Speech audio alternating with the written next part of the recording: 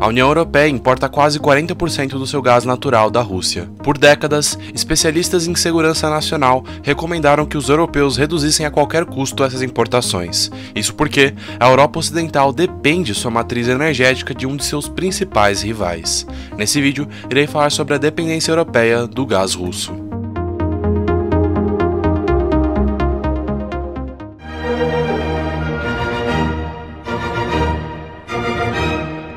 Opa, eu sou o Loconte e esse é o Conhecimento Expandido. A Rússia fornece um volume significativo de combustíveis fósseis e é a maior exportadora de petróleo, gás natural e carvão mineral para a União Europeia. Em 2017, os produtos energéticos representaram cerca de 60% das importações da União Europeia provenientes da Rússia. Mais recentemente, um acirrado debate sobre o Nord Stream 2, um segundo oleoduto russo através do Mar Báltico até a Alemanha, levou congressistas americanos a ameaçar com sanções. O comércio de gás reflete os padrões lentos de demanda e oferta do mercado. O resultado é um padrão de interdependência econômica notavelmente estável, que parece impermeável ao ambiente geopolítico, apesar de alguns episódios conturbados. Eu gostaria de pedir, por favor, caso você goste do conteúdo de geopolítica, história e economia, para deixar um like e se inscrever no canal, pois isso ajuda demais. Também tenho um novo sistema de membros agora, caso alguém queira ajudar financeiramente o desenvolvimento do canal.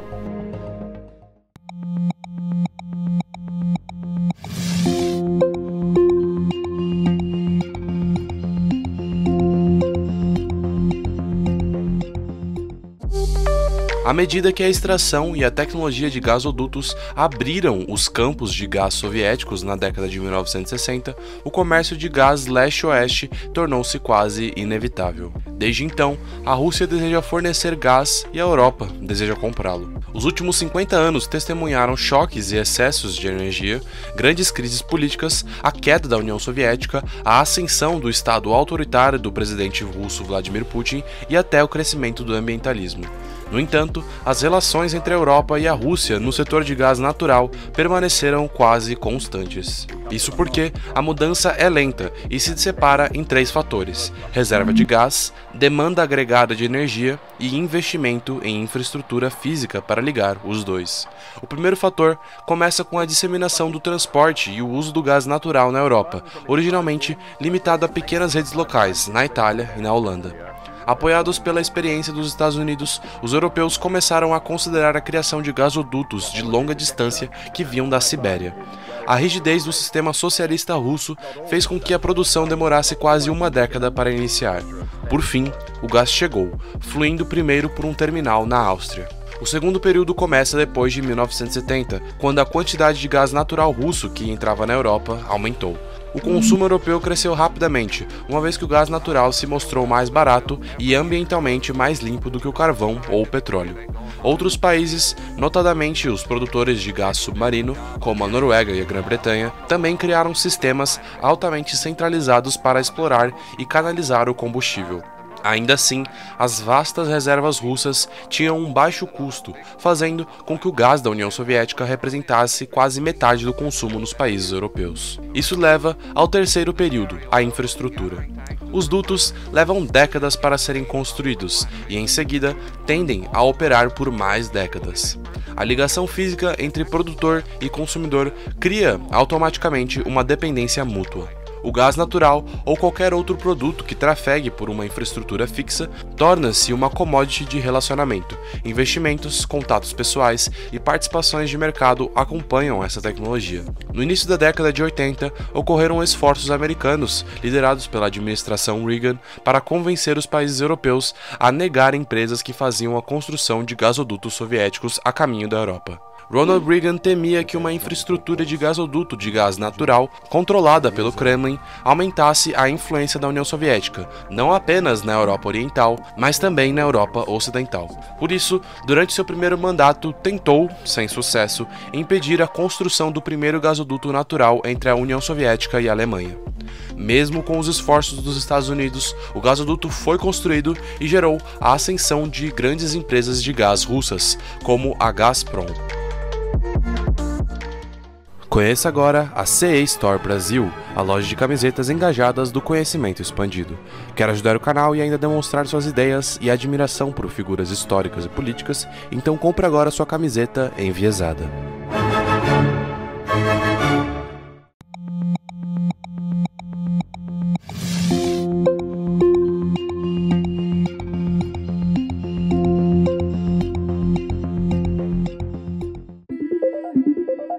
Com o fim da União Soviética na década de 1990, o Ministério do Gás foi transformado na massiva empresa estatal Gazprom, que foi em grande parte privatizada.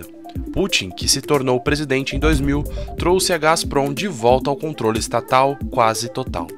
Sob a vigência de Putin, durante a virada do século, a Rússia provocou uma série de intervenções e conflitos em regiões como a Geórgia, Moldávia, Síria e Ucrânia. Além disso, mais recentemente, a Rússia envolveu-se nas eleições no Ocidente e na guerra cibernética. O Ocidente respondeu impondo sanções, limites ao investimento e às exportações em tecnologias militares e civis, sensíveis até mesmo ao investimento em energia. Mesmo com essas sanções, por conta da dependência europeia, o gás continua fluindo silenciosamente pelo gasoduto leste-oeste.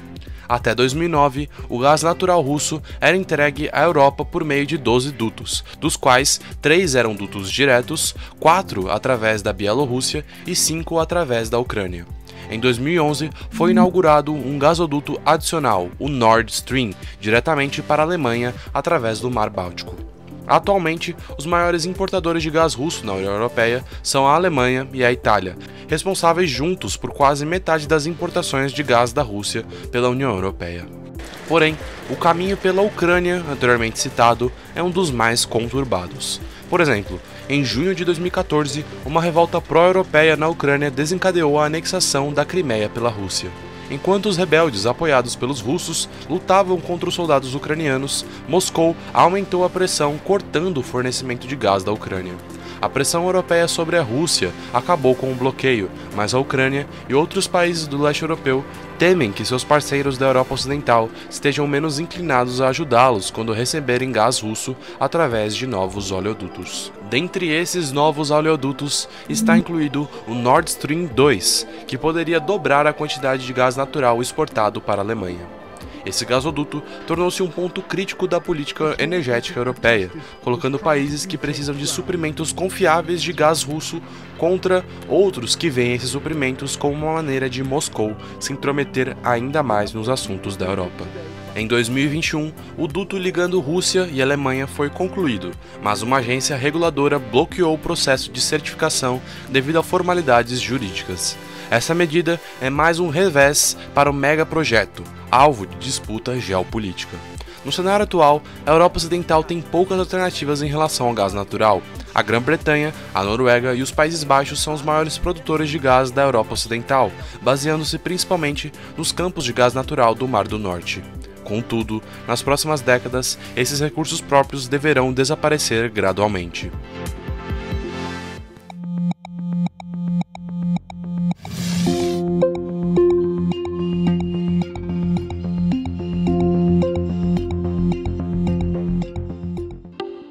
Há mais de 30 anos, a Comissão Europeia procura abrir o mercado europeu de energia a uma maior concorrência, para não depender somente dos russos.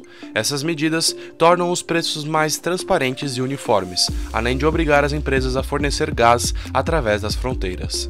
Ao mesmo tempo, a Comissão está agindo com mais força para limitar monopólios e cartéis. Globalmente, essa política da União Europeia reforçou ainda mais a posição da Europa. Para os europeus, a Rússia não pode usar embargos para explorar países individuais. E a Gazprom, que ainda detém basicamente um monopólio sobre as exportações russas, embora esteja perdendo participação no mercado doméstico, não pode adquirir posições dominantes na Europa. No entanto, é difícil afirmar que as políticas da União Europeia alteram o comércio de gás da Rússia com a Europa.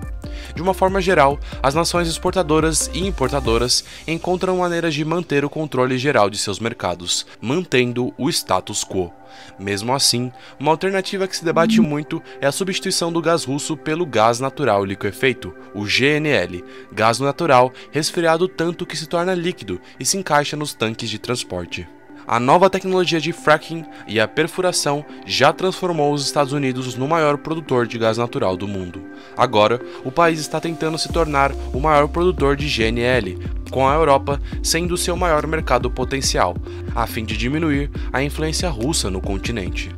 Até agora, 4% do GNL americano vai para a Europa, em comparação com os 59% que são exportados para os mercados asiáticos.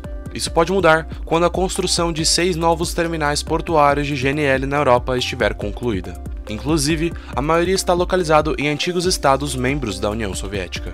Porém, o transporte de GNL através do Oceano Atlântico é muito caro, uma conclusão atualmente compartilhada por vários especialistas em energia. O transporte de GNL através do Atlântico pode levar semanas, e construir os terminais onde o gás seria descarregado é caro. Isso dificulta mais ainda uma resolução no debate energético europeu. Além disso, as preocupações com a proteção ambiental e as mudanças climáticas continuarão a aumentar, reduzindo a demanda europeia a longo prazo.